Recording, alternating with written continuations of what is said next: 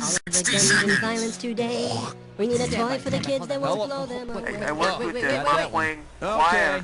Hello, people. How you doing? My name's Cookie. Welcome to our show here. How many people are going to be playing the game? So you're playing with yourself, huh? Cookie, please. Sorry, just type. Oh yeah. Are you looking for a 7-question tournament length game or a full 21 question? All right, if that's what you want, your call. 30 seconds. Your buzzer is the letter B, as in Betsy Ross. Yeah, bring it up to Well, I 6. just thought, Okay. you know. Sports edition. Right. The cantaloupe question. 20 seconds. 20 seconds. Oh shit. Okay. When you know an answer, buzz in. If you don't, don't. But if you buzz, you only got a few seconds to pick one of the choices, or you're gonna lose cash. All right? 10 seconds. Good Okay, luck. clear the set, please. Here we go. Lose the desktop. 6. Go to black. Okay, here we go. Guys, stand by. Steel wool and new Crappuccino.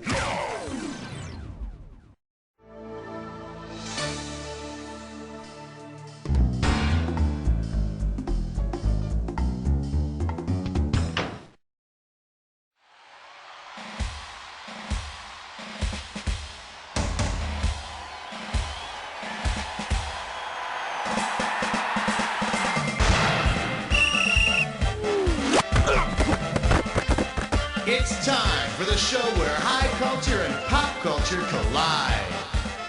All right, welcome to You Don't Know Jack Sports Edition. Hey, just you and me for this show, huh? All right, let's rock and roll. How about it? Hit me with the category. We're number one! We're number one! The category is important lessons from a furry blue guy. You get this one right, you got $2,000 coming at you. Ready? Imagine this episode of Sesame Street. In today's lesson, Grover wants to demonstrate the concepts of inside and outside using college football's famed Mr. Inside and Mr. Outside. Come on, why would anyone want to travel to Syracuse? Let's take a look at the correct answer. Running backs Glenn Davis, who usually ran outside, and Doc Blanchard, who went up the middle, played football for Army in the mid-40s. And next week, Grover will introduce us to Mr. Outhouse.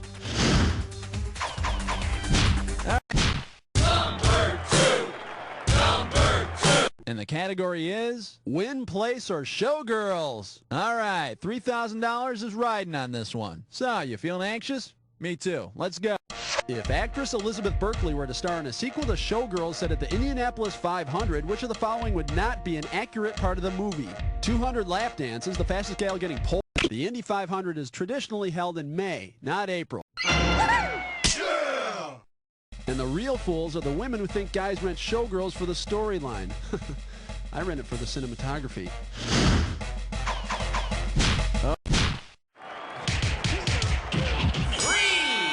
And this category is, it's a stretch. And this one's going to be worth $2,000. All right, pay attention. Here comes the question.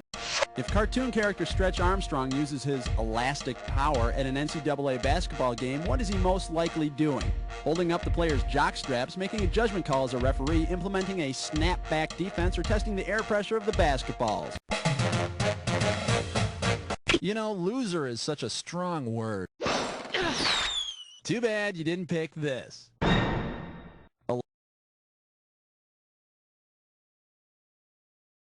Elastic power allows the ref of an NCAA basketball game to make decisions on any questions not specifically covered in the rules. The only problem with Stretch as a ref is that he's too easy for coaches to wrap around their little finger.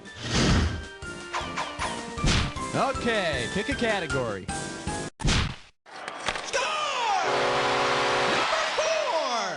All right, let's see what we're doing here. Balls, balls, balls, balls. This question's worth $2,001 bills. Ready on the trigger? Pull. On August 2nd, 1938, a baseball game was played with an experimental modification to the ball. If a modern team were to commemorate this event, what would the players do? Make their balls 30% larger, paint their balls, fill their balls with sand? Nah, it really slows down their base running. Should have picked this. In 1938, a game was played with the balls painted yellow for visibility. But it was discontinued after several pitchers tried to throw spitballs, and they ended up with lead poisoning. The corner pocket, number 5. The category behind this question is different strikes. Okay, swing this one and I'll give you $2,000. All right, check it out. Eddie Gaedel of the St. Louis Browns is part of baseball legend, even though he only had one major league at bat.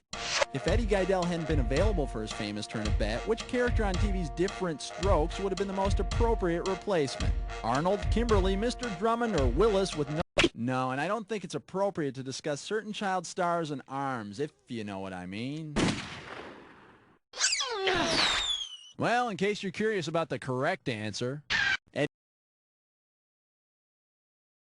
famous because he was 3'7", so the most appropriate sub would be Arnold. Eddie walked during his at-bat, but I'm hoping Arnold would catch a high, hard one in the chin. What you talk about? All right, come on, hit me. We need... Foul. Illegal handling of the balls, number 6. The category is your front row seats or your life, matey. The amount on the table is $3 grand. Suppose famous pirate Captain Kidd were a huge sports fan. If Captain Kidd had lived in Pittsburgh during the 1920s and 1930s and had wanted to watch his fellow pirates on a team called the Pirates, which pro sport could he not have seen? Baseball, basketball, football, or... No, the Pittsburgh Hockey Pirates existed during the late 1920s. Get out there, Bluebeard. Arg, me skate won't stay on me peg leg. Let's see what a good player would have answered. There's been no Pittsburgh Pirates pro basketball team. No surprise there. You ever try to slam dunk with a parrot on your shoulder? How about it? Hit me with the category. Tag team naked skydiving tonight at 7. The name of this category is Streaks and Streakers. And there's $1,000 riding on this one. Get your eyes focused on the screen. Here we go. If the owner of Major League Baseball's longest hitting streak had been known to streak to base after each hit, who would have been famous for flaunting himself for 56 consecutive games? Mickey Mantle, Joe DiMaggio, Lou Gehrig, or Yogi Berra? Nope. Anyone interested in the right answer? Here you go. Joltin' Joe holds the record for hitting in 56 consecutive games. All right, Joe, if you get on, I want you to steal second, but for God's sakes, don't slide. Okie doke, give me a kick. Uh-oh, Wes Musrich climb more. It's time for a Niggerclish restroom. This gibberish questions category is because he's chilly. That's why. $5 grand is the opening value for this gibberish question. Now you're going to have about 30 seconds to solve this puzzle, but I'll be taking a little bit of money away every second and a half. Okay, tell me, with what phrase does this rhyme? Don't be thrown by the punctuation. Cheap store. Buy Donna Shaw.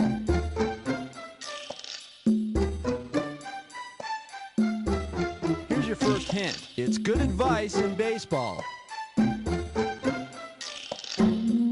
Good advice if you want to get a hit. Is it swing the damn bat?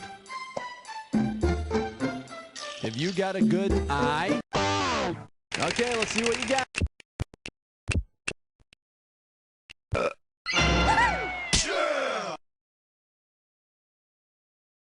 Good advice for baseball, bad advice for cannon fire. Category. The German judge gives a... This one's gonna be beats the hell out of color commentary. I'm paying out $2,000 if you get this one right. Okay, hang tight, put your finger on your buzzer. Here's the question. Athlete Johnny Weissmuller went on to star in several Tarzan movies. Based on his athletic career, what would Weissmuller's Tarzan... Johnny Weissmuller was an Olympic swimmer. He spent his retirement hanging out with Maureen O'Sullivan in a loincloth. I'll take that action over a Nike commercial any day. Okay, pick a category. 1, 2, 3, 4, 5, 6, 7, 8, 9, 10. Here's your category. Why am I doing this again? And this one's going to be worth $3,000. Get ready to buzz, because here it comes. If the baseball team from Abbott and Costello's Who's on First comedy routine completed an around-the-horn double play, in what order would they handle the ball? Just because I said so, I don't know what. I don't know to what to who. That's third to second to first, and it's throwing around the horn.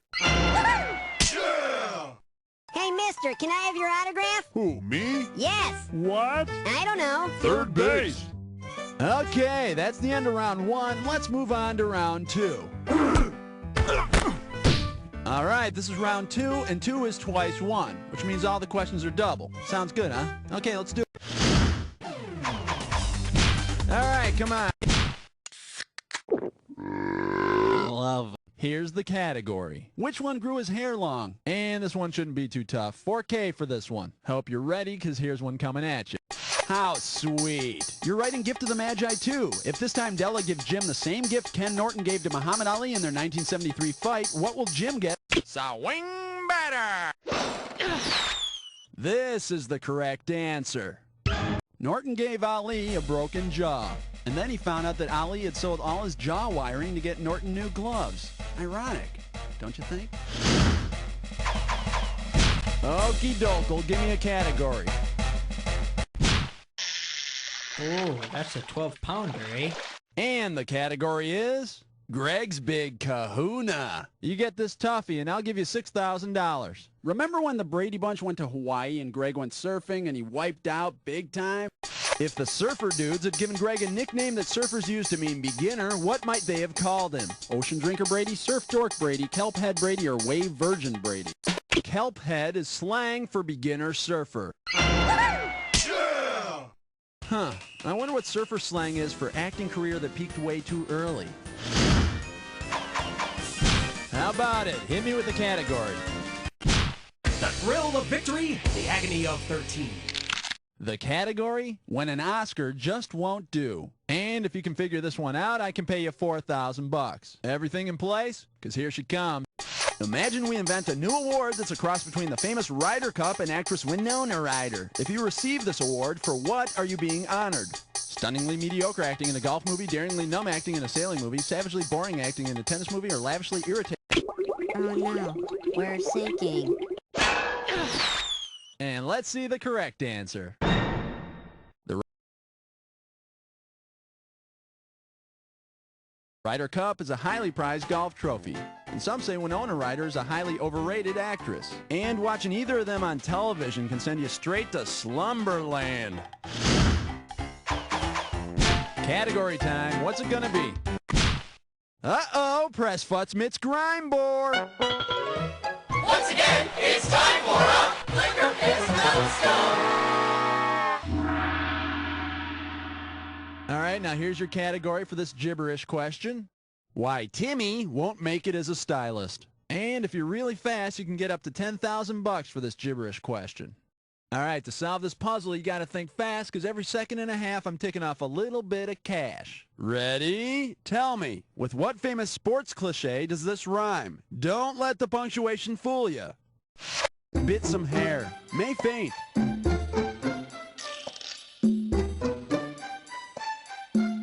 Here's your first hint. It's advice for baseball players. Advice for when they're up to bat.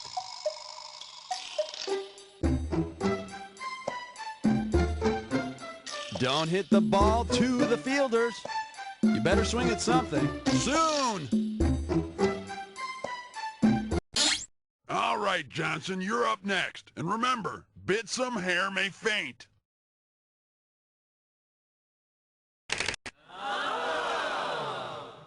Good advice for batters. Bad advice for boxers. All right, come on.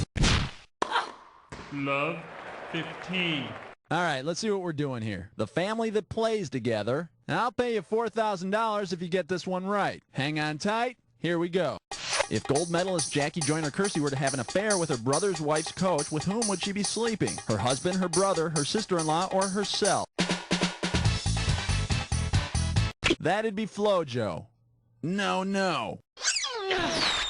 Here's what you should have guessed. Her husband, Bob Kersee, is her brother's wife's coach. Collectively, all four have earned over 10 Olympic medals and set numerous world records in track and field. My family can't even agree on takeout. Give me a 6. 6. Give me a team. 16. The category behind this question is toothless Oscars. And this one is not going to be easy. $6,000. Wipe off your finger and get it ready. Let's get busy. Based on his nickname, which of these movies might you think is about ex-Montreal Canadiens goalie Lauren Worsley? Phenomenon, Beverly Hills Cop, Forrest Gump, or Doc Hollywood? You're phenomenally wrong. And here's the right answer. Worsley was given the nickname Gump because he was so grumpy. If anybody has that nickname nowadays, I doubt it's for the same reason. Okie doke, give me a category. And the category is basketball win ears. It's gonna be worth $4,000. On your marks, get set, here's the question. If Indiana Pacer Reggie Miller heads down the basketball court like a pacer in horse racing, which of the following would be the most accurate play-by-play description?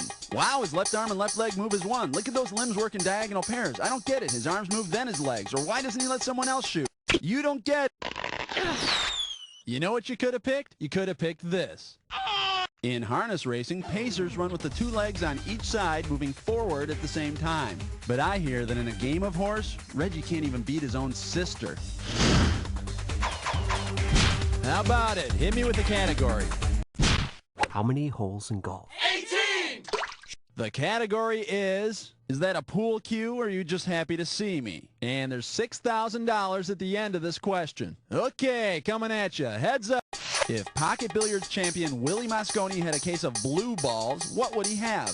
A case of number 1 billiards balls, a case of number 2 billiards balls, a case of number 3 billiards balls, or a case of number 9 billiards? In pocket billiards, the number 2 ball is the color blue. Yeah! And maybe it's just me, but blue balls and pocket pool just seem to naturally go together. All right, come on, hit me. We need a... 19 here! Get your ice cold 19! The category is taking good care of the beaver. And this one's $4,000 for a right answer. All right, let's get this ball rolling. We all know that June Cleaver's a good mother. If it turns out she's also a good mudder, what can she do? Whip Lumpy's mom at mud wrestling, stomp Whitey's mom at the church rugby game, sprint past Eddie's mom in a downpour, or kick Ward's ass at the monster truck wreck. Here's a little spending money. Let's take a look at the big money answer. A good mudder is a racehorse that performs well in the rain. June doesn't perform well in the rain unless she's wearing her rain bonnet. Category time. What the... 20! And this category is... No, but I play one on TV. You get this question right, you pocket $6 grand. All right, get yourself set. It's time. Tony Nelson is to Neil Armstrong as Hayden Fox is to whom? Paul Bear Bryant, Billy Martin, Pat Riley, or Genie? Pay close attention to your score. Watch closely. Too bad you didn't pick this. Tony Nelson from I Dream of Jeannie's a fictional astronaut. Armstrong's a real one. Hayden's a fictional football coach. Bear Bryant was a real one. And I think even today, Coach Bryant's funnier than Hayden, too. Okie doke, give me a category.